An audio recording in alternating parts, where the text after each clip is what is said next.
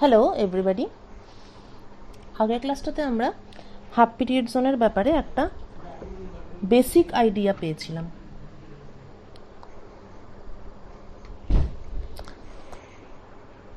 এবং লাস্টে দু তিনটে অ্যাসাইনমেন্ট ছিল, to which your answer was quite satisfactory.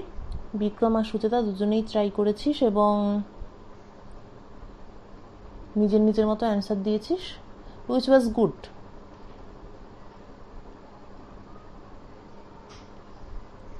আগের ক্লাসে আমরা শিখেছিলাম যে how to tackle the problem of image formation on a screen যদি if either the source or the screen or both of them are at finite distance.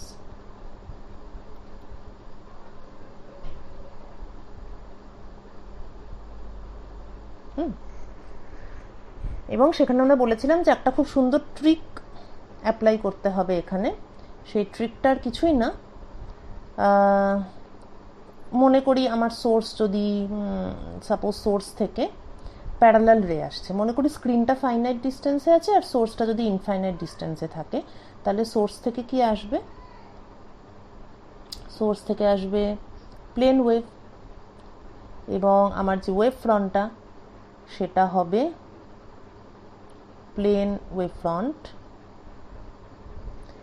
Plane wave ফ্রন্টের একটা নির্দিষ্ট অংশ এই অবস্টাকেলের মধ্যে দিয়ে দেখা যাবে। সেই নির্দিষ্ট, এবার গোটা প্লেন ওয়েভকে কতকগুলো কনসেন্ট্রিক সার্কেলে আমি ভাগ করছি।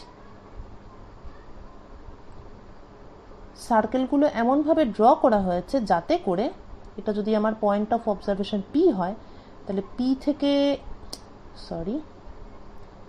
পারপেন্ডিকুলার ডিস্টেন্স, পারপেন্ডিকুলার ড্রপ করব আমি আপ টু দিস পয়েন্ট।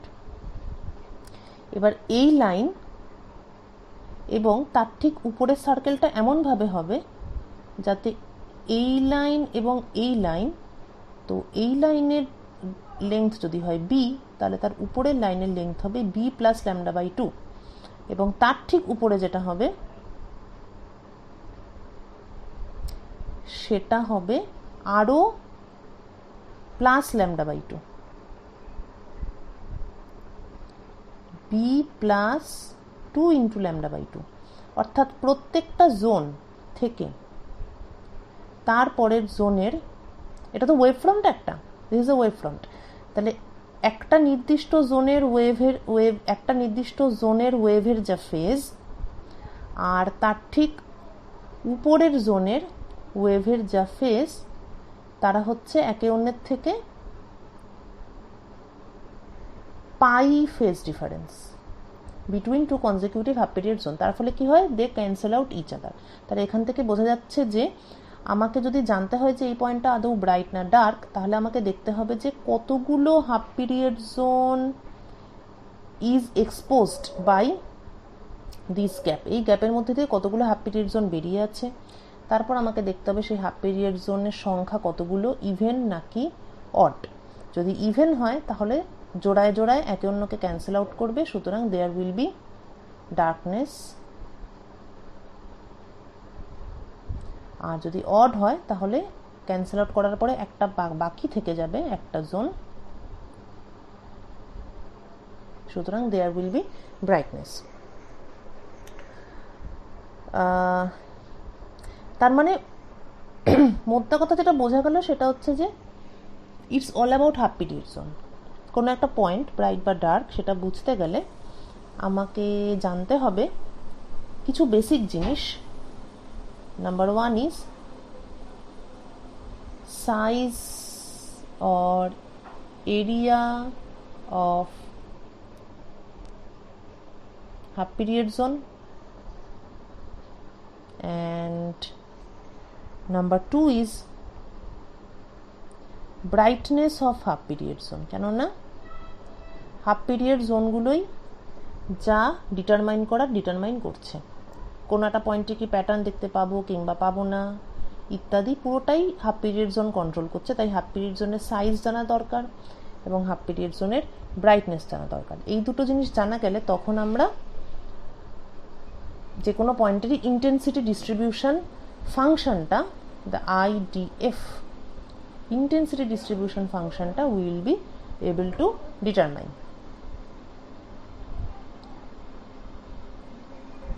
প্রথম হচ্ছে area.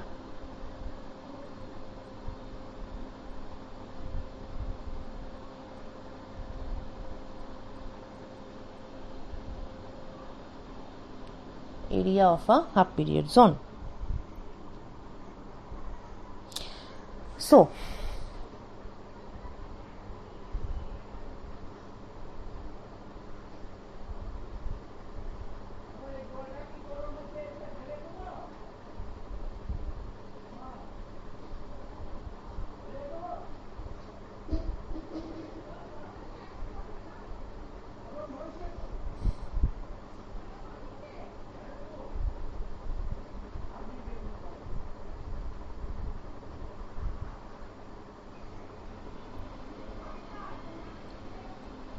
point P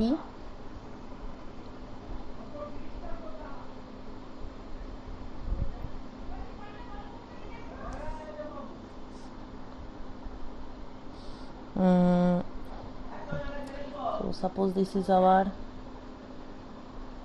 mth half period zone, সুতরাং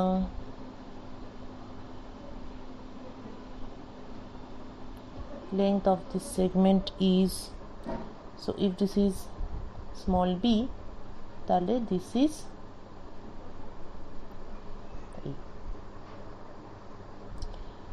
এরপর suppose this is m-1th half period zone,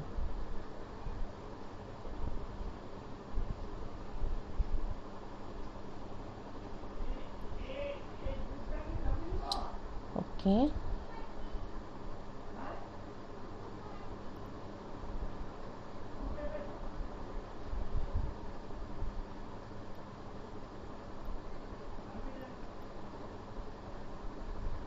এটা হচ্ছে এটার লেন্থ। ক্লিয়ার? এটা O, this point is mm and this point is mm-1. বেশ, তাহলে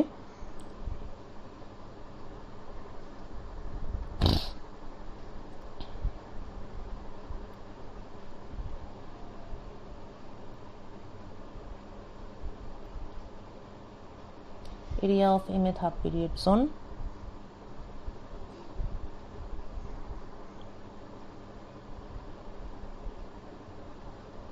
pi r square minus pi r square,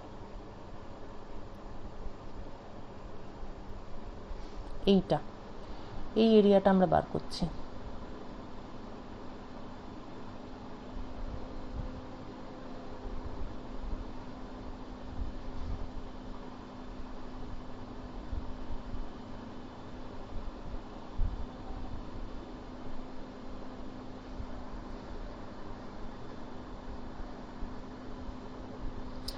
ঠিক আছে, এই এরিয়াটা বার করছি এবং this is naturally O mm square minus O mm-1 square.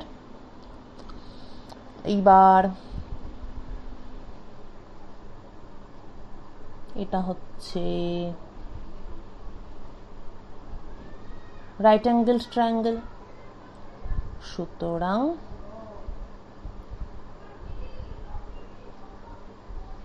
O mm square এইটা ইকুয়াল টু হবে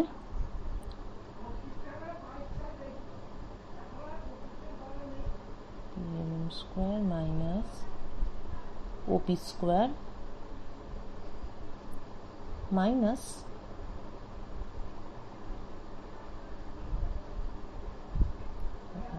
square minus OP square. Okay, and PMM is এইটা,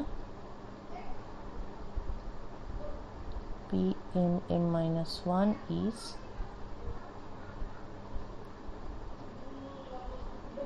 এইটা।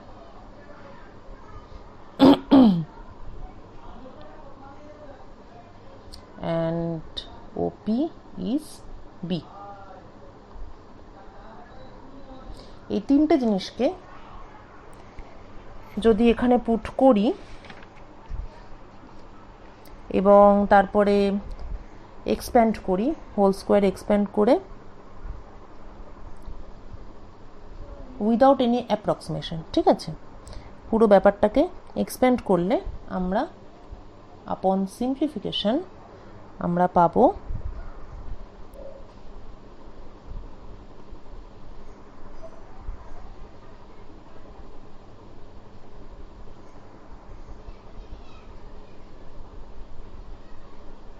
এইটা।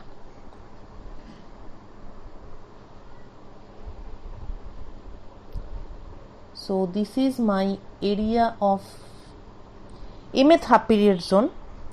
এবং যদি ল্যামডা স্কোয়ারটা স্মল বলে ওটাকে ইগনোর করা হয় তাহলে কিন্তু দেখা যাবে যে approximately area of any half period zone is independent of the order number। তার মানে সমস্ত হাফ পিরিয়ড জোনেরই area is almost equal।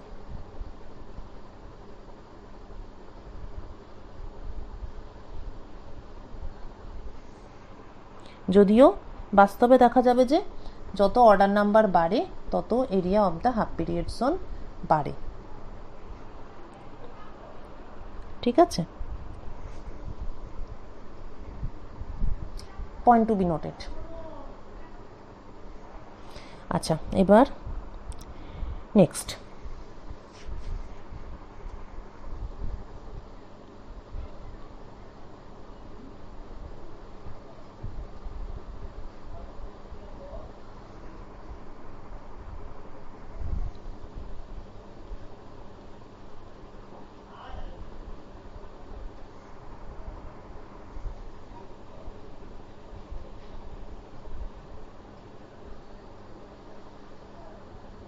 average distance of image zone from P।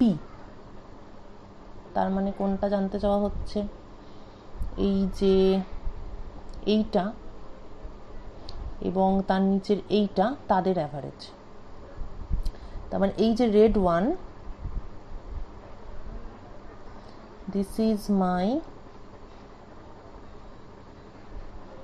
mth half period zone, তার অ্যাভারেজ ডিস্টেন্স।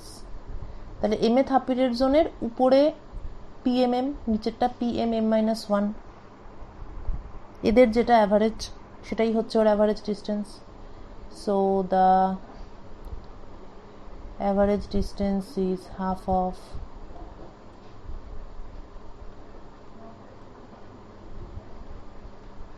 এই, upon simplification we get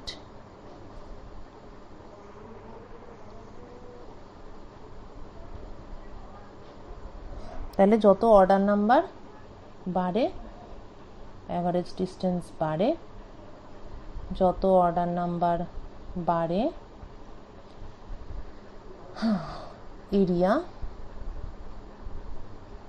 also increases। এরপর the next thing is the amplitude।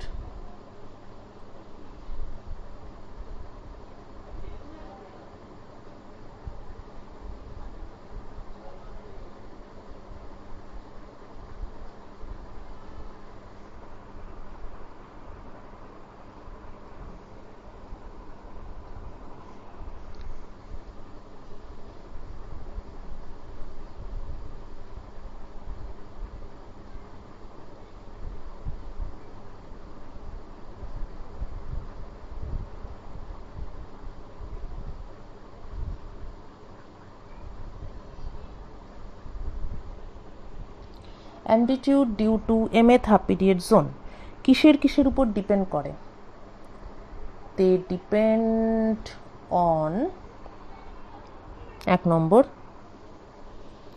Directly proportional to the area. বোঝাই যাচ্ছে half period জন্য area যত বড় হবে তত তার অ্যাম্পলিটিউড বা তার জন্য যে ব্রাইটনেস সেটা বেশি হবে। যত বড় এরিয়া তত মোর নাম্বার অফ পয়েন্ট সোর্স যেখান থেকে কিনা সেকেন্ডারি ওয়েভলেট বেরোবে।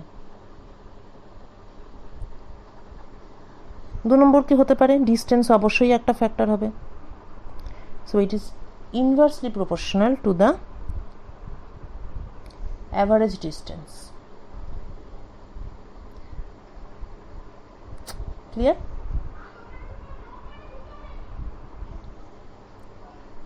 তিন নম্বর directly proportional to something called obliquity factor.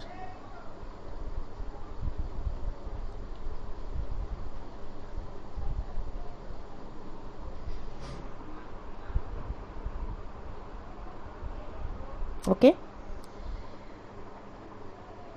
this factor is called obliquity factor. এবং what is theta m?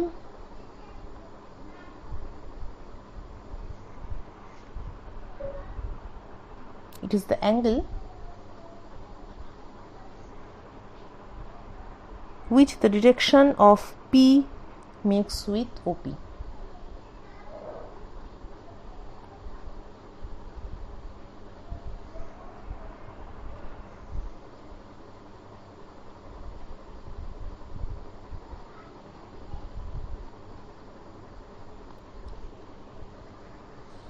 ছবিটা একবার দেখে নিই।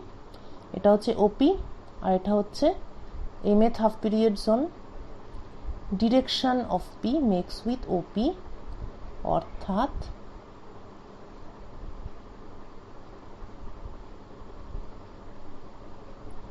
This one.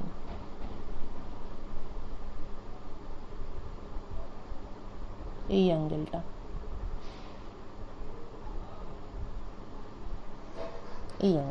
এই অ্যাঙ্গেলটা হচ্ছে থিটা এম। তাহলে অ্যাঙ্গেলের উপর ডিপেন্ড করবে, কেননা এটা হচ্ছে ইলেকট্রিক ফিল্ড ভেক্টর, লাইটটা তার একটা ডিরেকশনের একটা ব্যাপার আছে, সুতরাং তার একটা কম্পোনেন্টেরও ব্যাপার আছে। অবলিকুইটি ফ্যাক্টরটা কীরকম টাইপের? Fresnel assumed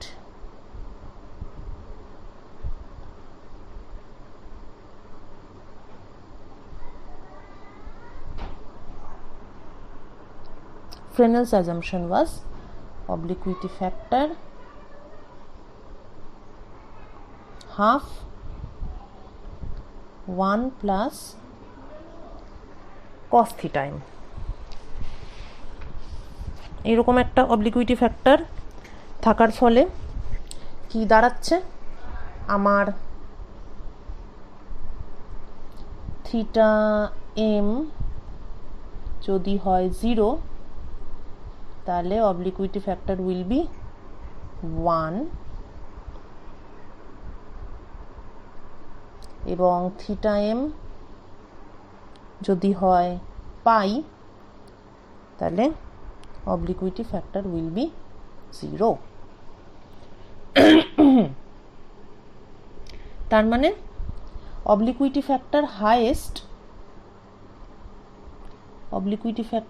is highest here যখন থিটা এম 0, আর অবলিকুইটি ফ্যাক্টর 0 যখন থিটা এম পাই,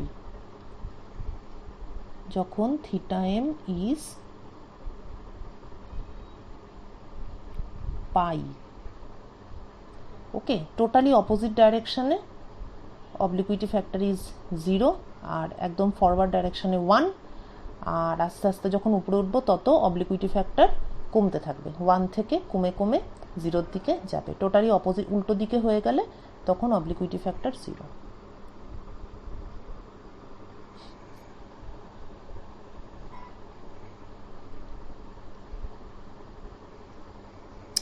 ওকে, তাহলে অ্যামপ্লিটিউড এম, ও আচ্ছা এরিয়াটা তো m, area of the m a half period zone, এরিয়াকে একটা অন্য কিছু দিয়ে দেখাই কারণ অ্যামপ্লিটিউডটা তো এম হবে।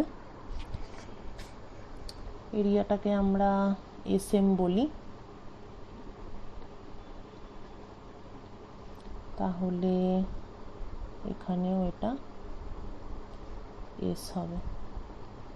এই তাহলে amplitude a m is proportional to Sm 1/dm and f theta m. So Am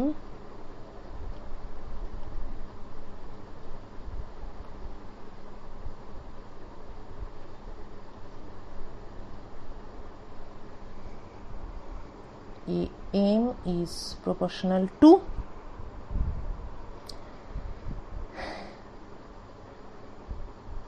Sm by dm half 1 plus cos theta m. Sm কি ছিল?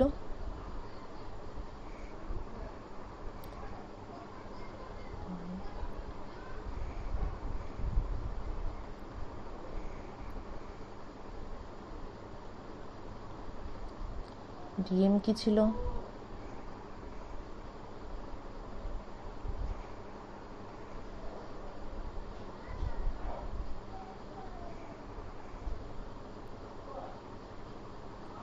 এই তাহলে Sm by dm কি হবে?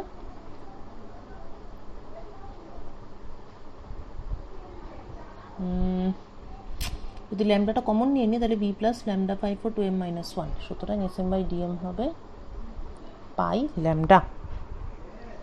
So amplitude is proportional to pi lambda 1 plus cos theta m. অতএব entirely dominated by the angle theta m. বোঝা গেল? তাহলে যত আমার অর্ডার নাম্বার হায়ার হবে এম বাড়বে, এম বাড়বে, cos theta m কমবে, কেননা ফরওয়ার্ড ডিরেকশনে 1 আর ব্যাকওয়ার্ডে 0, সুতরাং এমটা কমবে। This part is very important. Higher the order number, smaller is the amplitude. Amplitude of the disturbance decreases slightly as the order number increases. তাহলে resultant amplitude এবার মনে করি যে পুরো ওয়েভ ফ্রন্টটাই যদি এক্সপোজড থাকে, সামনে কোনো বাধা নেই,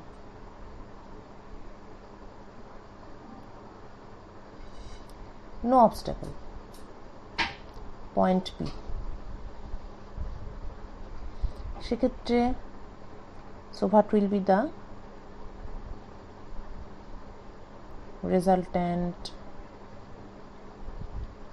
amplitude at P due to the entire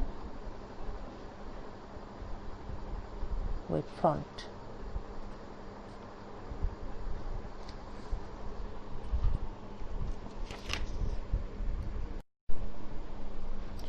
Resultant amplitude বার করব আমরা at P due to the entire wave front.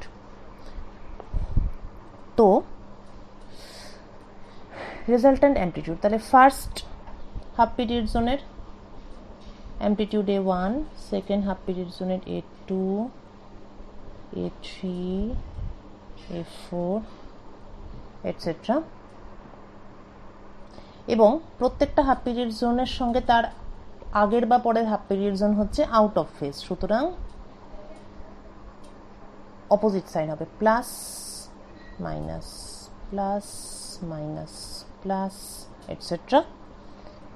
এবং ধরা যাক আমার suppose m number of half period zone are exposed.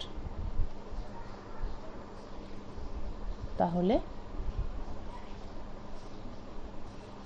এই this is our total amplitude at point P here due to the not actually entire wavefronts due to the total m half period zones. মানে ধরা যাক total ওয়েভফ্রন্টে এমটা half period zone আছে, পরে আমরা limiting ভ্যালুটা নিয়ে নেব। এখন এইবার এই পয়েন্টটা খুব important, A2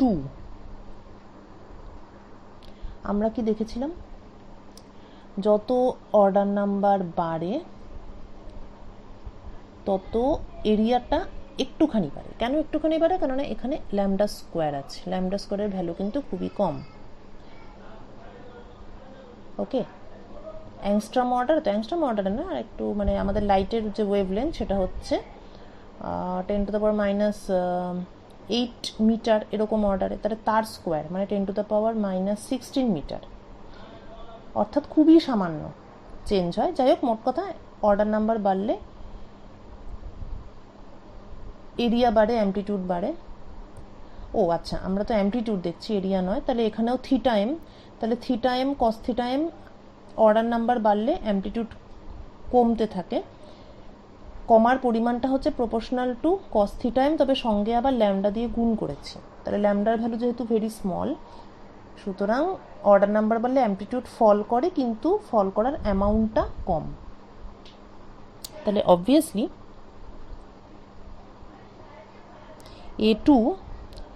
A2টা slightly smaller than A1, একটু কম, এবং slightly greater than A3। A2টা A1 এর থেকে একটু কম, A3 এর থেকে একটু বেশি। বেশ, এবার A4 এর থেকে একটু কম হবে, আর A6 এর থেকে একটু বেশি হবে। তাহলে আমরা কি লিখতে পারি? A2টা লিখতে পারি half of A1 plus A3, যেহেতু একটার থেকে একটু কম অন্যটার থেকে একটু বেশি, তাহলে অ্যাপ্রক্সিমেটলি এটা লেখা যায়। A4 কে লেখা যায় half of A3 plus A5, এই গ্রুপটা।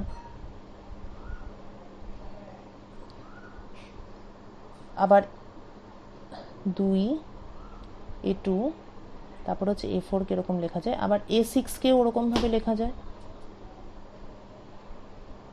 Half of A5 plus A7।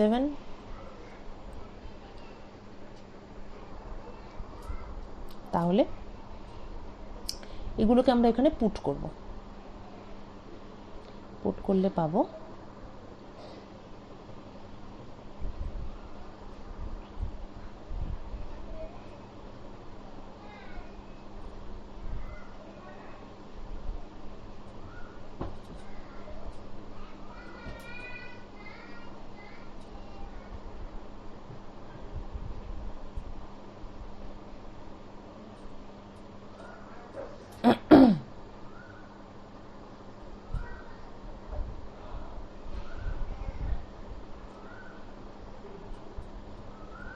Point two be noted, সমস্ত ইভেন নাম্বারগুলো কিন্তু বেরিয়ে যাচ্ছে।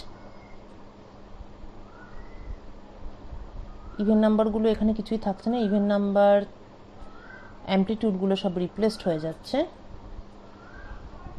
এবং অড নাম্বারগুলোও তাই হবে।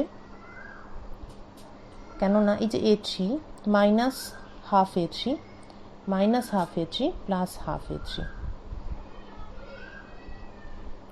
আবার A5 এর ক্ষেত্রেও একই জিনিস হবে, শুধু কি হবে A1 মাইনাস হাফ A1,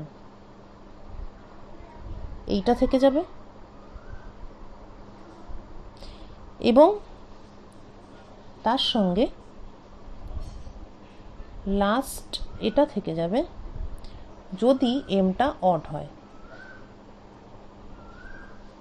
কারণ আমরা এমনি দেখছি যে অড নাম্বারগুলোই থাকছে যদি এম অড হয়। আচ্ছা, যদি এম ইভেন হয়,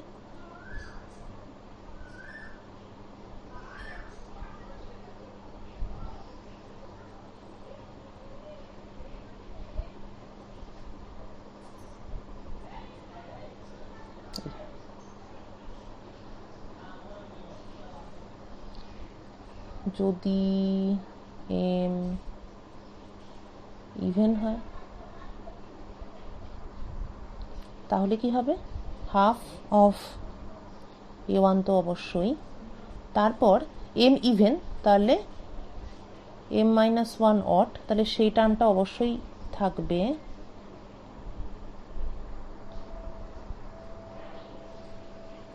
তার সঙ্গে তার পরের টার্মটাও থেকে যাবে, কেননা সেখানে আমরা সেটার জায়গায় আমরা কোনো কিছুকে রিপ্লেস করব না।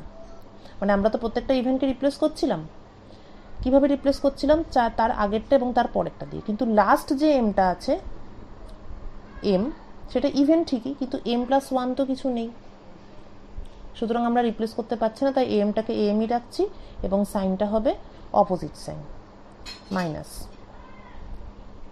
কেননা সমস্ত ইভেনেরই সাইনটা negative, -1 to the power m। Just a minute, ও সরি, তাই তো ভাবি এখানে একটা ভুল হয়ে গেছে, -1 টু দ্য পাওয়ার m -1 হবে এটা, কারণ ইভেনের সাইনটা মাইনাস আর অডের সাইনটা প্লাস। ক্লিয়ার? তাহলে এই হচ্ছে আমাদের গল্প। এইবার যদি এম এক্সট্রিমলি লার্জ হয়,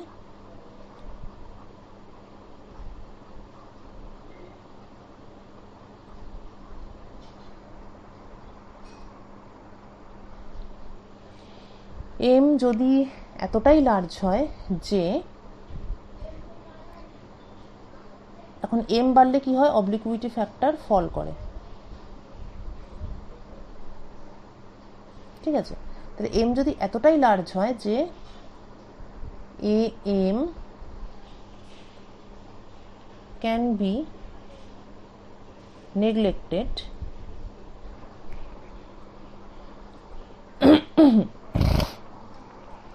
কিভাবে, কিরকম হতে পারে?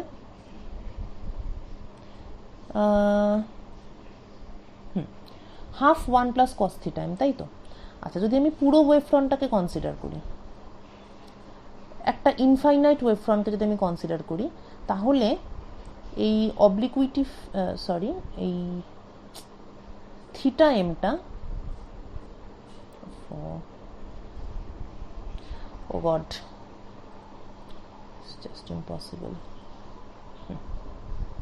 হ্যাঁ, তো যদি আমি ইনফাইনাইট ওয়েভ ফ্রন্ট কনসিডার করি, তাহলে থিটা এমটা 0 থেকে বাড়তে বাড়তে প্রায় 90 ডিগ্রির কাছাকাছি যেতে পারে, এবং থিটা যদি 90 ডিগ্রির কাছাকাছি হয় তাহলে অবলিকুইটি ফ্যাক্টর হবে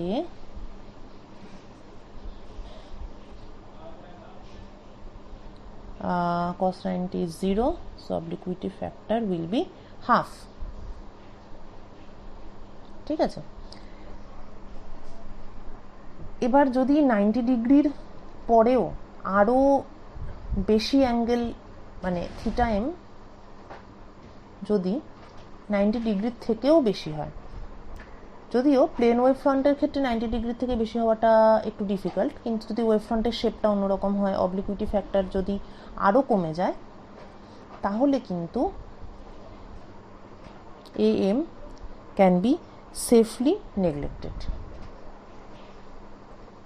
এবং সেক্ষেত্রে we obtain AM almost equal to half of A1। Very important result. কেন ইম্পর্টেন্ট? এটা কি?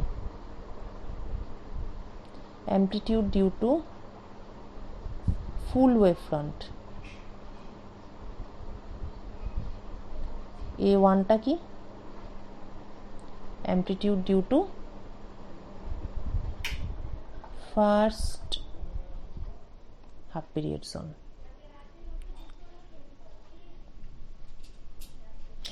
পুরো ওয়েভ ফ্রন্টের জন্য যে অ্যাম্পলিটিউড সেটা ফার্স্ট হাফ পিরিয়ড জোনের জন্য যে অ্যাম্পলিটিউড তার থেকে কম, তার পুরো অর্ধেক।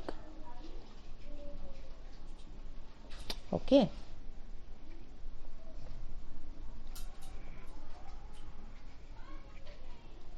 এটার কিছুটা হিন্ট হয়তো অবলিকুইটি ফ্যাক্টর থেকেও পাওয়া যায়, কেননা obliquity factor for first half period zone is 1 and obliquity factor for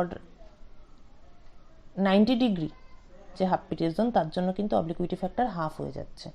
তো ঘটনা হলো যে পুরো ওয়েভ ফ্রন্ট আমি যদি কনসিডার করি ইনফাইনাইট ওয়েভ ফ্রন্ট, তাহলে টোটাল অ্যাম্পলিটিউডটা কিন্তু হাফ হয়ে যাচ্ছে। Actually first half period zone তো, তারপর সেকেন্ড হাফ পিরিয়ড জোন তাকে কিছুটা ক্যান্সেল আউট করে, তারপর থার্ড এসে অ্যাড হয়, আবার সেটা ফোর্থের দ্বারা ক্যান্সেল আউট হয়। তো এরকম করে করে finally for the full wave front amplitude becomes half. তার মানে intensity due to full wave front is 1/4 of intensity due to first half period zone.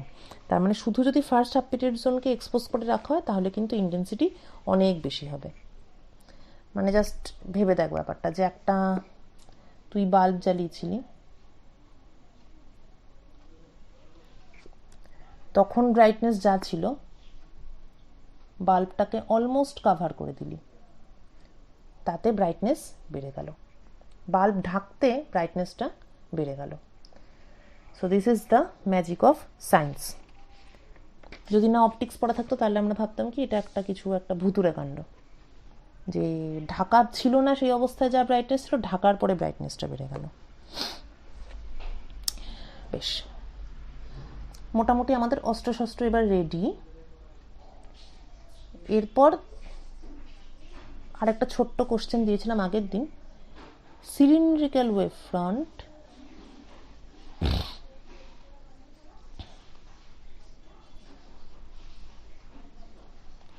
due to linear source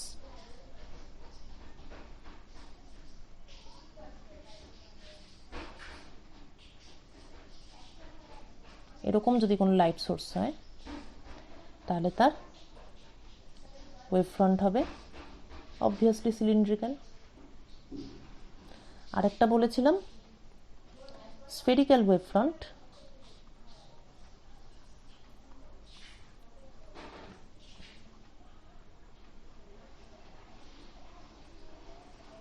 due to point source।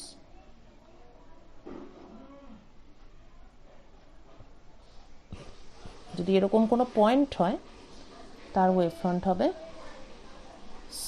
Spherical. এদের ক্ষেত্রে half period zone দেখতে কেমন হবে? সুচেতা বেশ বুদ্ধি করে একটা অন্য ধরনের অ্যান্সার দিয়েছে। আচ্ছা, প্রথমে স্ফেরিক্যাল ওয়েভ ফ্রন্টেই আসি। যদি এটা আমার পয়েন্ট পি হয় তাহলে আমি পয়েন্ট পি থেকে পারপেন্ডিকুলার ড্রপ করব, তারপর আমি নেক্সট লাইনটা ড্র করব যার length b plus lambda by 2, এবং এটা সব ডিরেকশনেই ড্র করা যাবে। So the half period zone will be circular, so there will be various circles drawn on the spherical surface। এই হবে আমাদের স্ফেরিক্যাল ওয়েভ ফ্রন্টের হাফ পিরিয়ড জোনগুলো। সিলিন্ড্রিক্যাল ওয়েভ ফ্রন্টের ক্ষেত্রে কিন্তু ব্যাপারটা একটু ডিফারেন্ট। যদি সিলিন্ড্রিক্যাল ওয়েভ ফ্রন্টের সামনে এইরকম একটা স্লিট রাখা হয়, এইভাবে যদি স্লিটটা রাখা হয় তাহলে হাফ পিরিয়ড জোনটা এইরকম দেখতে হবে, কেননা এখানে আমার পয়েন্ট পি, সেখান থেকে আমি পারপেন্ডিকুলার ড্রপ করলাম, তারপর এরকম এরকম এরকম এই ধরনের।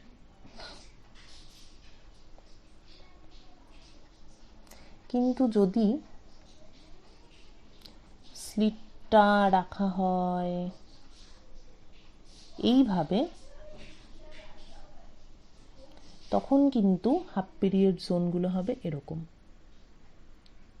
এইটা হবে ফার্স্ট হাফ পিরিয়ড জোন, তারপর এইটা হবে সেকেন্ড হাফ পিরিয়ড জোন, এইটা হবে থার্ড হাফ পিরিয়ড জোন, অর্থাৎ স্ট্রিপের মতো হবে। সেখানে এইটা হচ্ছে আমার পয়েন্ট পি, এটা হলো আমার পারপেন্ডিকুলার, তারপর এটা হলো তার পাশেরটা, এটা হলো তার পাশেরটা।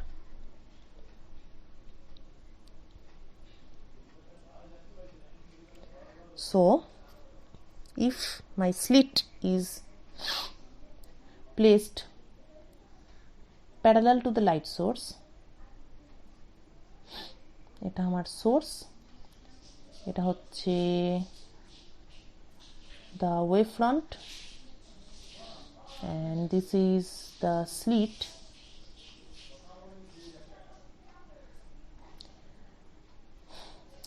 তাহলে হাফ পিরিয়ড জোনগুলো হবে এই ধরনের, উপরে একটা স্ট্রিপ, নিচে একটা স্ট্রিপ, উপরে একটা স্ট্রিপ, নিচে আরেকটা স্ট্রিপ। এটা হচ্ছে mth হাফ পিরিয়ড জোন, এটা হচ্ছে m+1th হাফ পিরিয়ড জোন। বোঝা গেছে? ছবিটা ক্লিয়ার হয়েছে? ক্লিয়ার না হলে নিজেরা খাতা কলম বের করে আরেকবার আঁকবি, তাহলে ব্যাপারটা বুঝতে পারবি। মানে এদের ক্ষেত্রে যেমন ব্যাপারটা কন্টিনিউয়াস হচ্ছিল, মানে এই লাইনটা এভাবে টানলাম, একই অ্যাঙ্গেল মেনটেন করে এভাবে টানলাম, আবার এভাবে টানলাম, মানে বলতে চাইছি যে এটা আমার অরিজিনাল পারপেন্ডিকুলার, তার সঙ্গে একটা লেংথ, এটা বি, এটা b+λ/2, এইটা একটা সার্কেল হয় এই একই লেংথের লাইন সব দিকে টানলে। কিন্তু সিলিন্ডারের ক্ষেত্রে ওরকম ঠিক উপরেরটা নিচেরটা কন্টিনিউয়াস হয় না, দুটো আলাদা আলাদা স্ট্রিপ হয়। এটা যদি পয়েন্ট পি হয় তাহলে এই লেংথটাও b+λ/2 এবং এই লেংথটাও অলসো b+λ/2। উপরে একটা আপার হাফে একটা স্ট্রিপ থাকবে, লোয়ার হাফে একটা স্ট্রিপ থাকবে। এই হচ্ছে গল্প। তাহলে এইবার আবার একটুখানি বাড়িতেই করতে দেব হয়তো,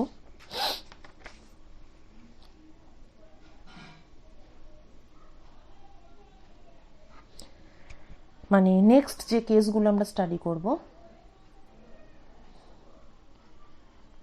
ডিফ্র্যাকশন একটা স্ট্রেট এজ,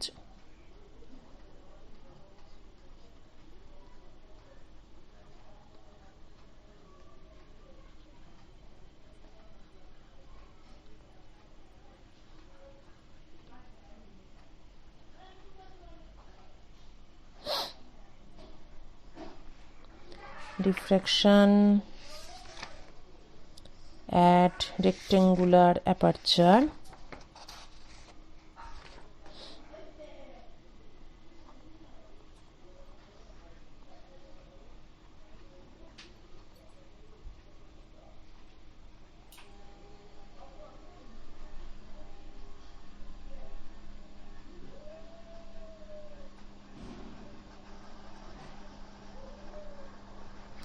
বাড়িতে কি দেবো? না, আমি করিয়েই দিই, এটা একটু ডিফিকাল্ট হয়ে যাবে নিজে নিজে করার পক্ষে।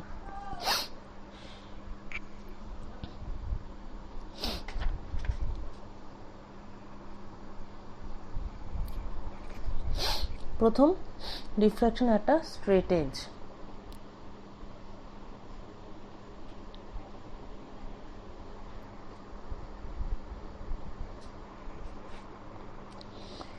কীরকম হবে বিষয়টা?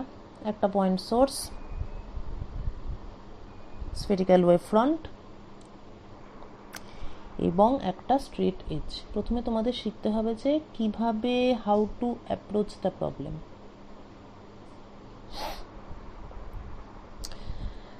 ভালো করে শুনবি মন দিয়ে। এটা আমাদের স্ক্রিন,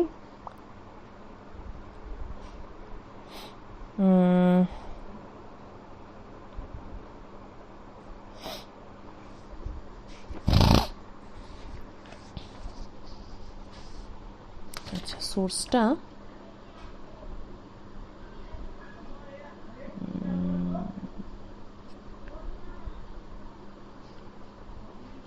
জাস্ট এ মিনিট।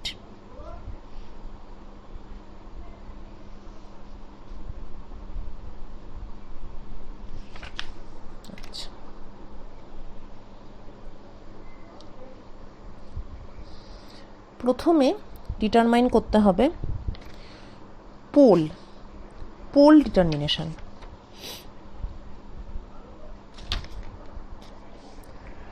আচ্ছা, প্রথমে দেখি আমাদের পয়েন্ট অফ অবজারভেশন। সাপোজ আমরা এই পয়েন্টে ইন্টেন্সিটি ডিটারমাইন করতে চাই, তাহলে এটা আমার সোর্স, এই পয়েন্টে আমি ইন্টেন্সিটি ডিটারমাইন করব। ওয়েল, তাহলে প্রথমেই আমাকে যেটা করতে হবে সেটা হচ্ছে এই পয়েন্ট থেকে সোর্স কানেক্ট করতে হবে। হলো? আচ্ছা, এবার এটা তো স্ফেরিক্যাল ওয়েভফ্রন্ট বা সিলিন্ড্রিক্যালও হতে পারে, যদি আমার এই দিকে ইলংগেটেড থাকে আর কি লাইট মানে স্লিটটা। এটা যেহেতু এটা একটা radius, so this is 90 degree. আচ্ছা, যেই পয়েন্টে কাট করলো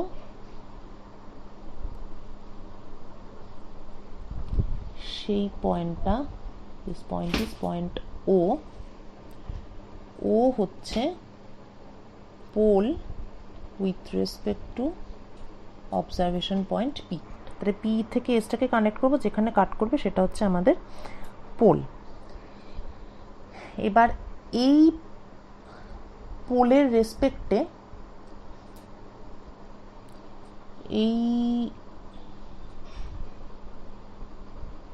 এই যে পোর্শনটা, মানে টোটাল ওয়েভফ্রন্টটা তো এরকম টাইপের, এখানে আমার পোল আছে। তাহলে এই পোলের উপরের এই পার্টটা হচ্ছে this is upper half and this is lower half.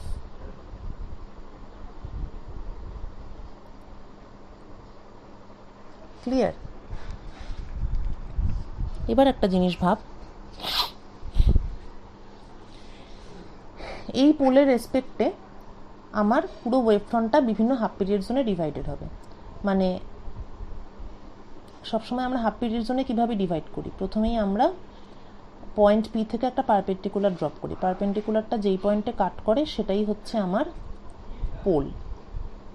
তারপরেই তো আমরা বিভিন্ন লাইন ড্র করে বিভিন্ন হাফ পিরিয়ড জোন ডিফাইন করি, তাহলে এখানেও তাই। এটা হচ্ছে আমার পোল এবং এটার অ্যাবাউটে তাহলে এরকম আমার বিভিন্ন হাফ পিরিয়ড জোন আছে। ক্লিয়ার? এরপর এটা আমার একটা এনি আরবিট্রারি পয়েন্ট। আরেকটা পয়েন্ট আমি নেব যেটা কিনা এই স্ট্রেট এজের সঙ্গে সোজাসুজি। এই আরেকটা পয়েন্ট নিলাম যেটা স্ট্রেট এজের সঙ্গে সোজাসুজি, সেটাকে বললাম এম। তাহলে এম এর ক্ষেত্রে পোলটা হচ্ছে ও ড্যাশ, এই পয়েন্টটা। তাহলে ও ড্যাশ হচ্ছে pole with respect to m. তাহলে যখন ও ড্যাশ এটা যখন আমার পোল হবে, তখন কিন্তু আপার ওয়েভ ফ্রন্ট, আপার হাফ পুরোটা ওপেন, লোয়ার হাফ পুরোটা ক্লোজ।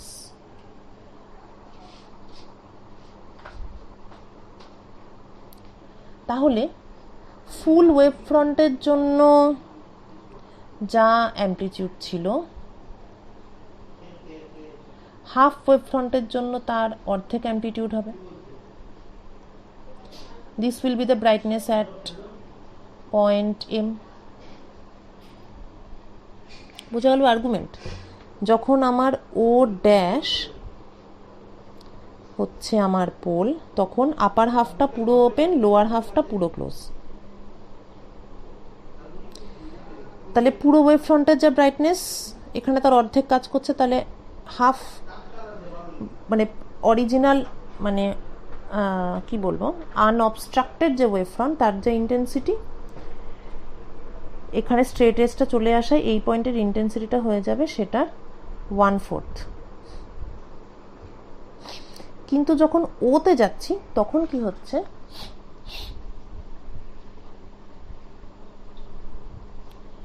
আপার হাফ তো ওপেন বটেই,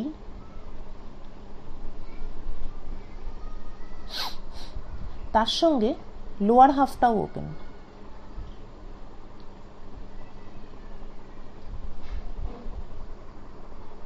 লোয়ার হাফটা ওপেন, কিন্তু কতটুকু ওপেন সেইটা ডিপেন্ড করছে।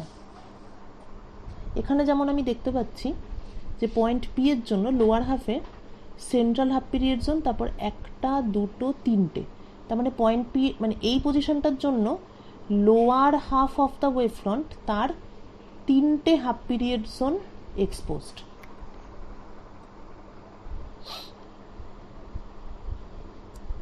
বোঝা গেল? এই পয়েন্টের জন্য আপার হাফ পুরো ওপেন এবং লোয়ার হাফের 3টে হাফ পিরিয়ড জোন এক্সপোজড। 3টে half period zone odd number half period zone, সুতরাং ব্রাইট। যদি আরেকটু নিচের কোনো পয়েন্ট নিতাম,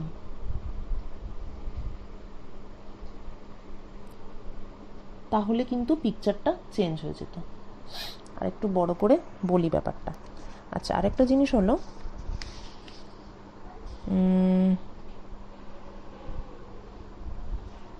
period elements SPN arrow slit. আচ্ছা, পয়েন্ট সোর্সের বদলে স্লিট হলে এই ব্যাপারটা একটু বুঝতে বেশি সুবিধা হবে।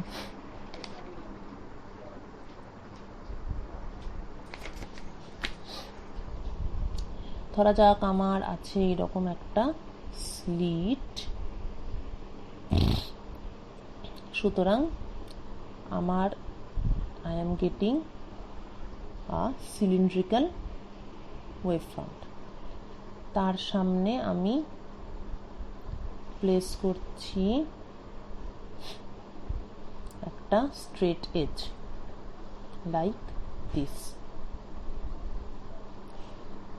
যদি অ্যাঙ্গেলটাকে একটু ঘুরিয়ে এই একই ছবি আঁকি, তাহলে ব্যাপারটা এরকম হচ্ছে। এবং সিলিন্ড্রিক্যাল ওয়েভ ফ্রন্টের ক্ষেত্রে হাফ পিরিয়ড জোন কীভাবে ডিটারমাইন করে, প্রথমে পয়েন্ট অফ অবজারভেশন থাকে, সেখান থেকে পারপেন্ডিকুলার ড্র হয়, সেটাই হচ্ছে পোল। তারপর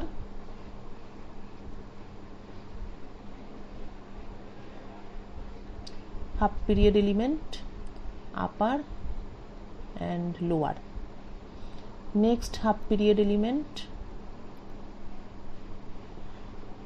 আপার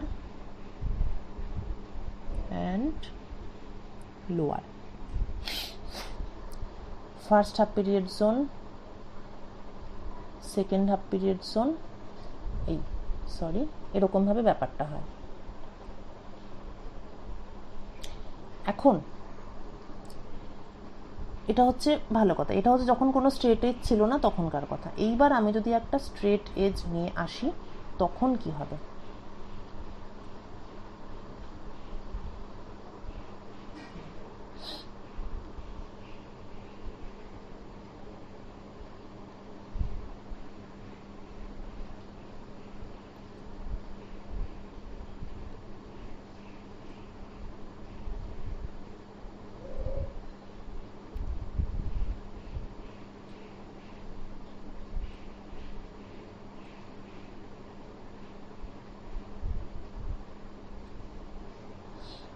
This is my straight edge.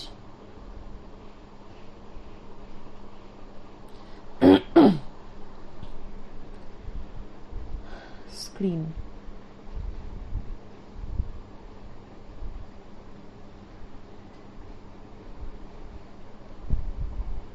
Source. S. ঠিক সোর্সের সামনে যে পয়েন্টটা আছে,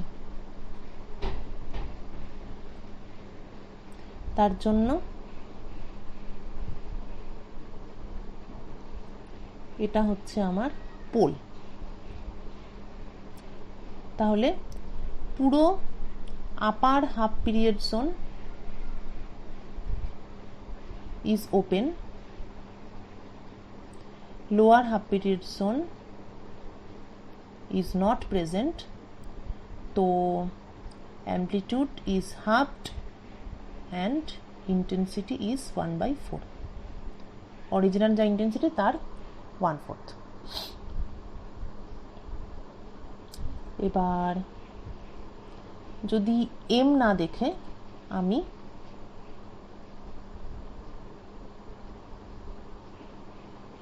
অন্য কোনো পয়েন্ট দেখি,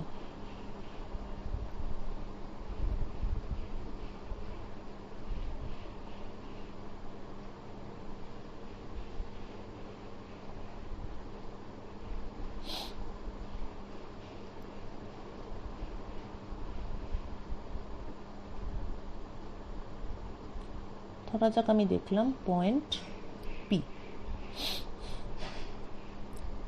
তখন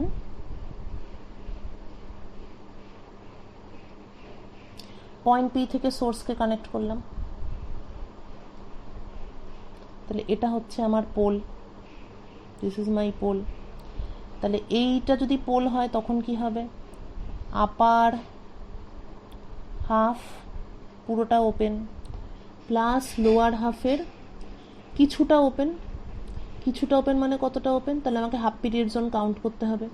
মনে করি এই পি এর জন্য আমার একটা দুটো তিনটে, এই তিনটে হাফ পিরিয়ড জোন ওপেন আছে, তাহলে 3 লোয়ার। কিন্তু যদি আমি এই পয়েন্টটা না দেখে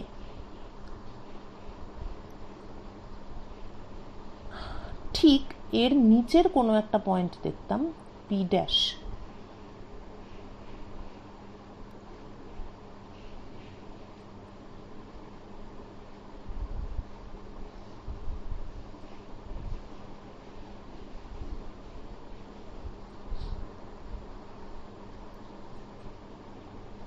পি ড্যাশ,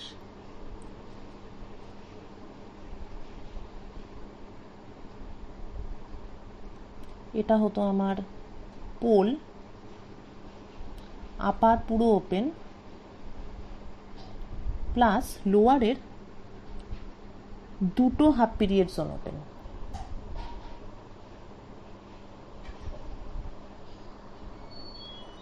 তাহলে ব্যাপারটা কেমন হতো, তাহলে ব্যাপারটা বেসিক্যালি যেটা হচ্ছে সেটা হলো যে একটা এই I0/4 মানে আপার হাফ ওপেন, এটা সব পয়েন্টের জন্যই ট্রু। অর্থাৎ আমি যদি এটা গ্রাফ প্লট করি, এদিকে যদি ইন্টেন্সিটি রাখি আর এদিকে যদি আমি রাখি ডিস্টেন্স ফ্রম দ্য সেন্টার, তাহলে I0/4টা কিন্তু সবার জন্য আছে। I0/4 তার মানে একদম যেটা মিডল পয়েন্ট অর্থাৎ এইটা, সেখানে I0/4। এরপর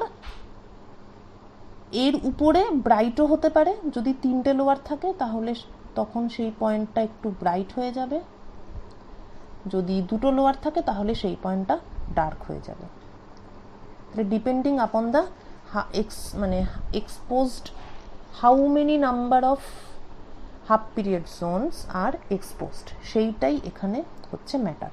তাহলে একদম প্রথমে I0/4 অর্থাৎ এই পয়েন্টটা I0/4।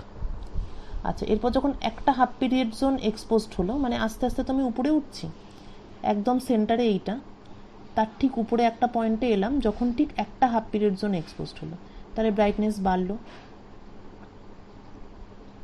আরেকটু উপরে উঠলাম, দুটো হাফ পিরিয়ড জোন এক্সপোজড হলো, ব্রাইটনেস আবার কমে গেল, কেননা ক্যান্সেল আউট হলো। আরেকটু উপরে উঠলাম, তিনটে হাফ পিরিয়ড জোন, ব্রাইটনেস আবার বাড়লো, এবং যত উপরে উঠি তত কিন্তু ব্রাইটনেসটা আবার কমে, কেননা amplitude varies as 1 + cos θm। তাহলে এর পরেরটা নিশ্চয়ই আর একটু ছোট হবে, তাহলে আগেরটা একটু বড় করে আঁকা উচিত ছিল।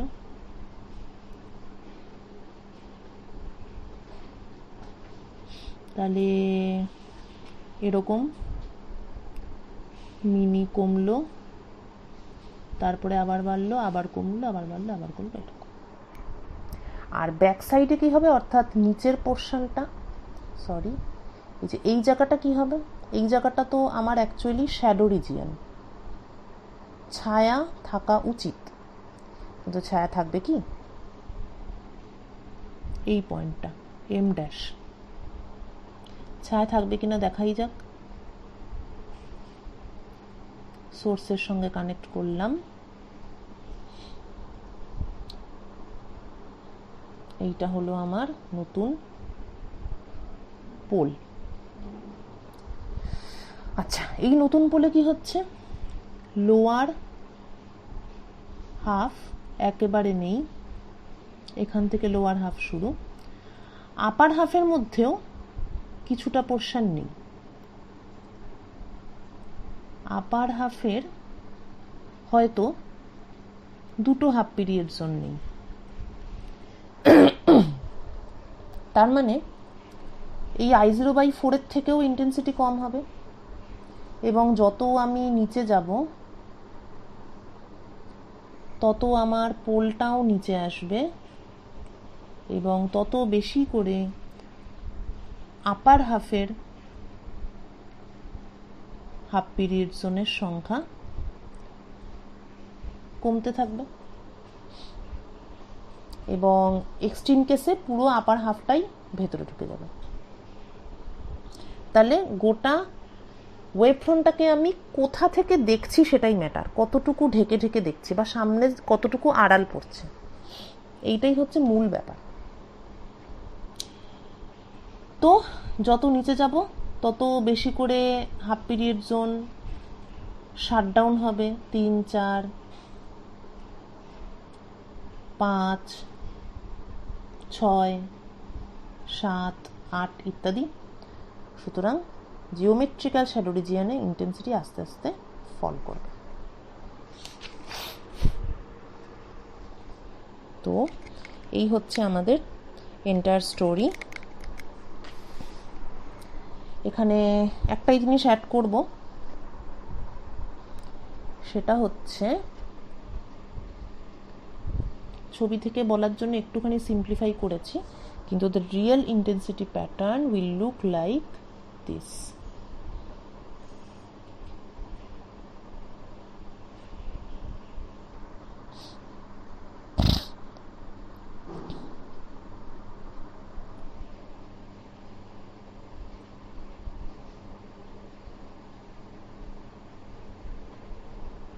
x = 0 তে I0/4 বলেছিলাম, কিন্তু ফাইনালি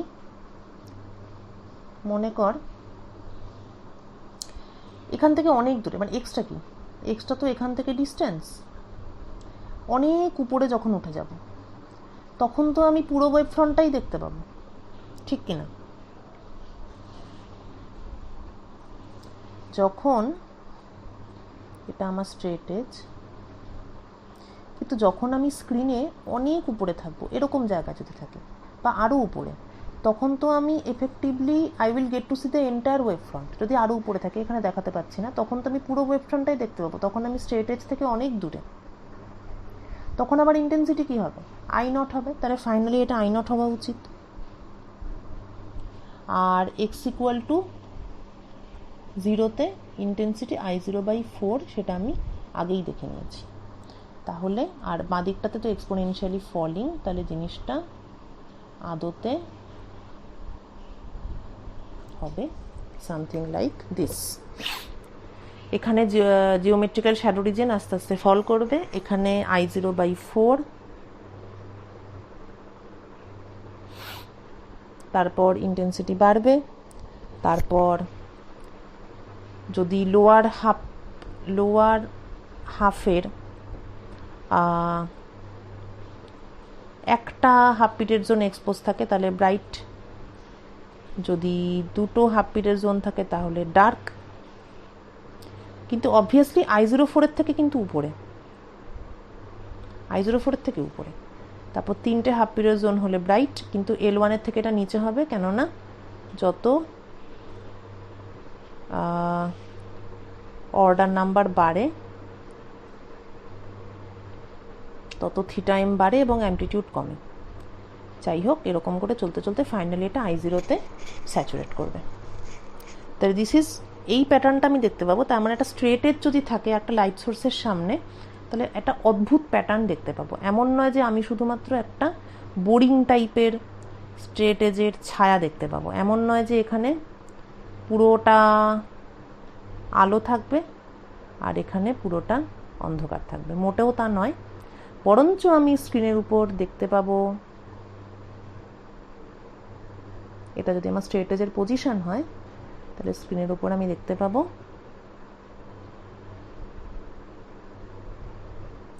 এই ধরনের একটা প্যাটার্ন। আর এখানটাতে ইলামিনেশন, কিন্তু যত নিচে যাব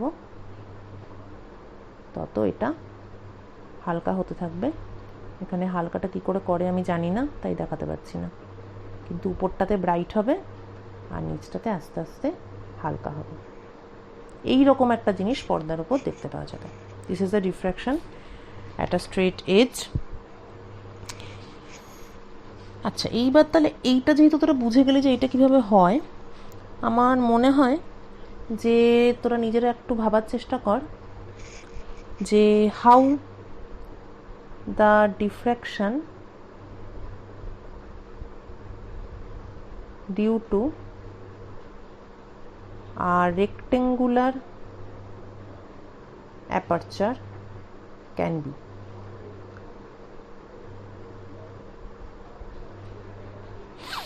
রেক্টেঙ্গুলার অ্যাপারচার মানে বুঝতে পারছিস তো?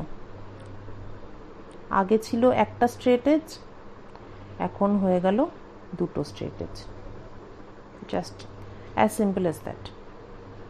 এইবার তোকে স্ক্রিনের উপর ডিফারেন্ট পয়েন্টস নিতে হবে,